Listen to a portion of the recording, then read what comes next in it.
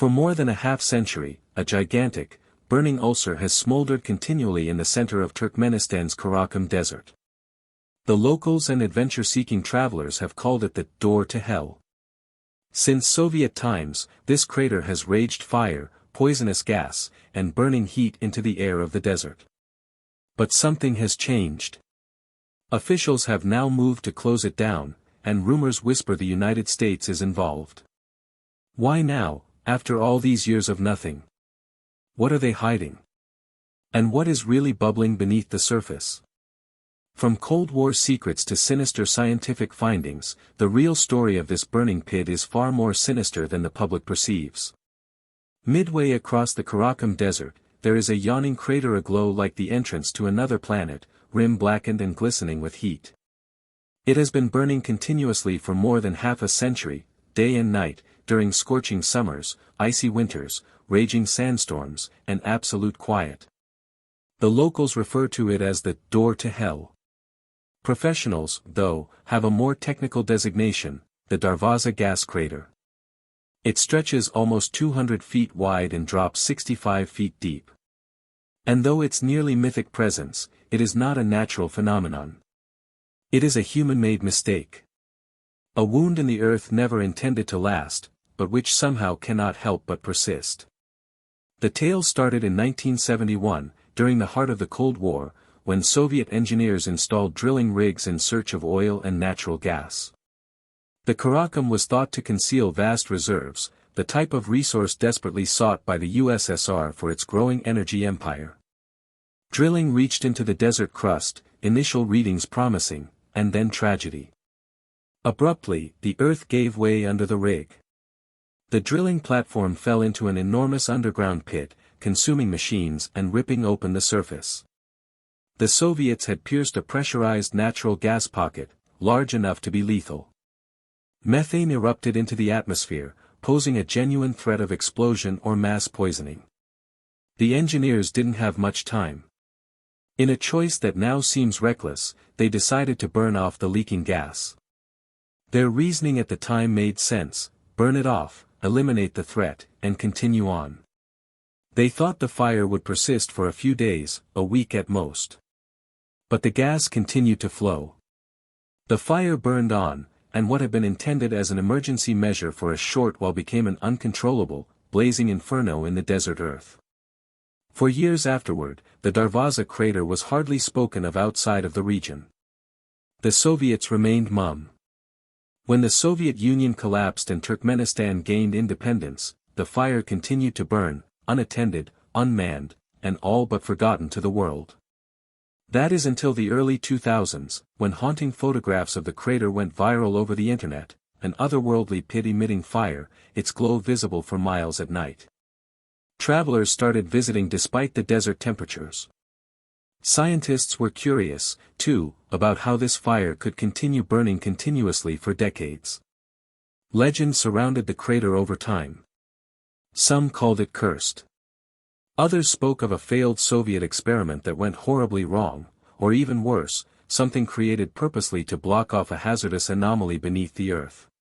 Its president, Gurbanguly Berdimuhamedov of Turkmenistan, personally visited the site in 2010 and directed that it be closed due to environmental reasons. The flames, naturally, continued to burn. In 2019, he theatrically drove around the pit in a rally car, announcing it to be a national treasure, before once more proposing the fire be put out. But no concrete action ensued. The Darvaza crater was not like any other gas leak in the world. Elsewhere, such burns had been easily put out. This one defied them all. The fire looked almost rebellious, burning higher after each failure. And yet, no one could be sure what was down there. No full survey of the chamber had ever been completed. The extent of the gas system, or what else it might be hiding, was unknown. But when authorities actually started seriously talking about shutting it down, gossip circulated that the fire was concealing much more than mere gas. The official explanation is straightforward. In 1971, Soviet drilling broke into a gas deposit, the earth caved in, methane flowed out, and to avoid catastrophe, the engineers ignited it, hoping that it would burn away rapidly. But closer scrutiny is filled with holes in that tale. First, there are no definitive Soviet records as to when or why the ignition actually occurred. The timing is also irregular. Some reports say it happened shortly after the collapse, while others state weeks or months after. One theory suggests the flames were a gas pocket, who issued the order perhaps is a unclear. secret chamber. This absence of paper trail is suspicious, considering the USSR's typical fixation with record-keeping. Second, geologists agree that igniting a methane crater is far from standard procedure. It is hazardous, releases toxic gases, pollutes the air, and offers no guarantee of safety. More typical solutions would have been sealing the crater or venting the gas via controlled pipelines. But the Soviets chose fire, a decision that grows stranger the more it's analyzed. Why? One school of thought is that the flames were a ruse. That the collapse revealed something much more sensitive than a gas pocket, maybe a secret room, a classified facility, or geology attached to Cold War research. Burning it out made it too hazardous to investigate and deterred unwanted guests. Another hypothesis suggests the site had been employed for chemical or biological testing. The Soviets tended to conduct clandestine experiments in isolated, lightly populated areas, deserts, tundras, cave systems within mountains, well suited for operations they didn't want to keep public. The Karakum Desert is the kind of place that fits that description to a T. A fiery crater would have been a neat means of destroying or covering up whatever was below. A third possibility is fear. Seismic measurements of the collapse might have spooked Soviet leaders, instilling fears of detection by foreign powers. During the strained climate of the early 1970s, any spurious underground activity risked misidentification as nuclear tests. They might have fired the gas to level pressure and prevent spooking Western monitoring systems. Whatever the actual motive, one thing is clear, they couldn't keep it contained. What was intended as a fleeting burn became a self-sustaining fire. Scientists later established that the gas wasn't contained within one pocket, but in an interlocking network that stretched for miles beneath the earth. The heat of the fire repeatedly pulled up new fuel, sealing the system into an irreversible loop. The more it burned, the more it would fuel. Putting it out now is a massive gamble.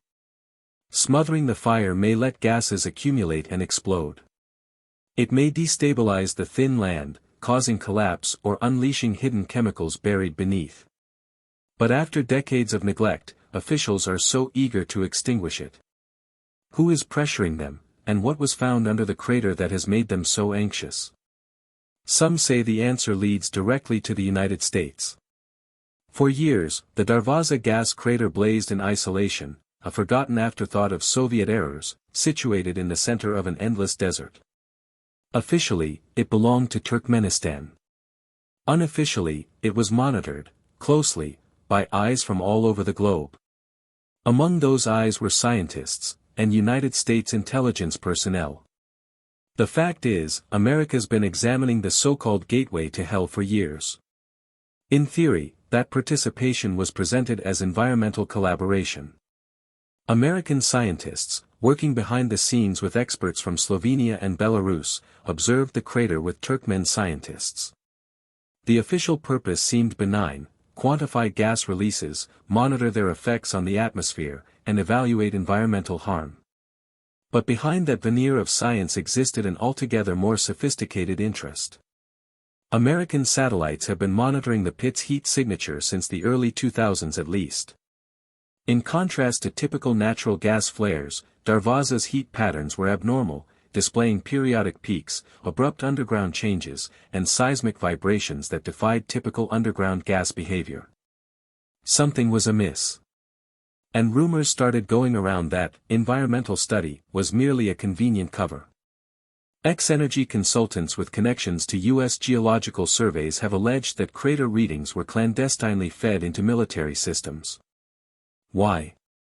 Because the readings didn't correlate with one gas reservoir, they indicated a massive, potentially man-made system under the desert. That prospect attracted U.S. defense researchers. If human-made structures lie beneath the crater, or if the gas system extends under strategic areas, it would have serious consequences for world security as well as energy politics. Some even thought the Soviets had constructed deep underground complexes here, bunkers, weapons research facilities, or chemical test sites. This theory isn't far-fetched. History is full of evidence of the USSR burying secrets, ranging from abandoned missile silos to secret biological research facilities. In some versions, when the ground gave way in 1971, rather than capping or venting the gas, the Soviets ignited the entire pocket to conceal what they had opened. The fire itself was a sort of canary in the mine, stay away. U.S. agents, on occasion disguising themselves as geological prospectors, attempted to get information over the years about what really did exist down there. Then, fairly recently, something shifted. New surveillance picked up on anomalies, weak seismic pulses not like anything previously recorded, tiny magnetic perturbations, and, most tantalizingly, low-frequency vibrations. These are typically linked to geothermal activity, or man-made resonance. That specific data point soon disappeared from public research histories. But shortly thereafter, the Turkmen government, long resistant to outside interference, quite unexpectedly declared its intention to close off the crater. After doing nothing for 50 years, why the hurry? Some attribute the pressure to the CIA. Others believe the US merely doesn't want whatever is down there to get out. One thing that is certain is this: global interest around the crater has never been more heated. Monitoring stations have proliferated. Satellite flybys have multiplied. And diplomatic rumor between Turkmenistan and a number of Western countries, particularly the United States, has surged. So, the question now becomes, what in the world are they afraid of? Because just as sealing plans got underway, something odd began occurring beneath the flames.